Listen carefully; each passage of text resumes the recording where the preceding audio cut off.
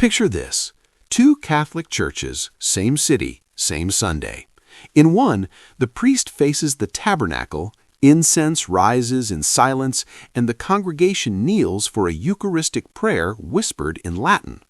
In the other, the priest faces the people, guitars strum a familiar hymn, and everyone holds hands for the Our Father. Same faith? Same Eucharist?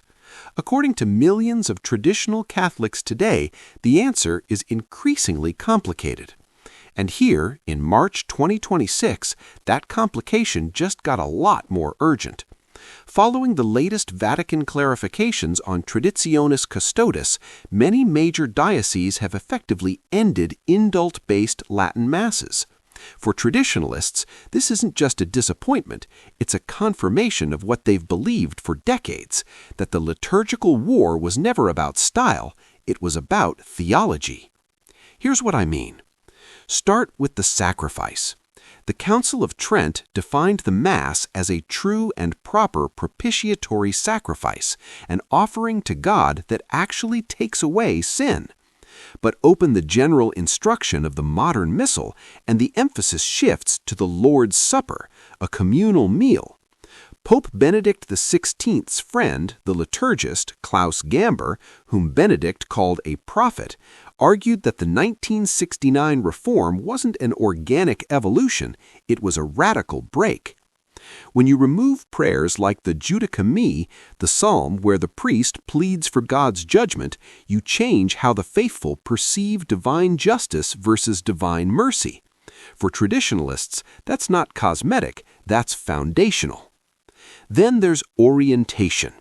Before the reform, the priest faced east, ad orientem, together with the people toward the Lord. After the reform, he faced them, creating what the 2024 Sacra Liturgia Conference analyzed as a psychological shift from God-centered worship to a closed circle of communal celebration. Traditionalists argue that true active participation isn't about external chatter, it's internal, mystical, silent. The loss of Latin didn't just remove a language, it removed a sacred veil that once signaled the supernatural was happening. And what happens to the man at the center of that veil? The traditional model sees the priest as alter Christus, another Christ, acting in the person of the high priest. The modern model often frames him as a presider, focused on gathering the people of God. The 2023 Cara studies show something striking.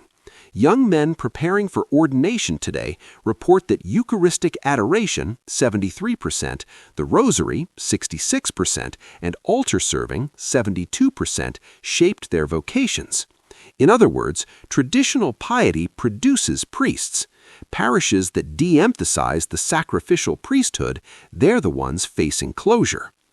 Traditionalists also worry that the proliferation of extraordinary ministers of Holy Communion and other lay roles has blurred the lines of the ministerial priesthood. If anyone can do almost everything, why become a priest? If the liturgy becomes a functionalist exercise, the priest becomes a facilitator, and if he's just a facilitator, the Mass ceases to be a bridge between heaven and earth. Now, you might ask, why not just compromise? Why not a reform of the reform? Latin in the modern rite, some chant, some incense? Because both sides say it doesn't work. Progressive scholars see it as a betrayal of Vatican II. Traditionalists see hybrid liturgies as incoherent, a patch on a wound that needs healing, not covering. The 2026 Vatican stance is clear. There is only one lex orandi, one law of prayer for the Roman Rite. That forces a binary choice. And here's the demographic twist that makes this story so current. This isn't about old ladies with rosaries. Pew Research data and recent surveys show that Gen Z and millennials are flocking to traditional rites. In the UK, belief in God among 18 to 24-year-olds jumped from 28% in 2018 to nearly 49% by 2024. Harvard surveys found the share of Zoomers identifying as Catholic rose from 15% to 21% between 2022 and 2023. These young people aren't looking for nostalgia. They're looking for objective beauty, for transcendence, for something the modern world can't give them. Cardinal Dolan recently wrote that young people want answers and they're turning to the Catholic Church to find them. But which church? The one that looks like the world or the one that looks like heaven? For traditionalists, the ancient rite isn't a preference, it's a monument of the faith. You cannot edit it without destabilizing the dogma it expresses. The question for the Church in 2026 is whether two fundamentally different understandings of the Eucharist, one sacrificial, one communal, can survive under one roof. The altar is the fault line, and the earthquake isn't over.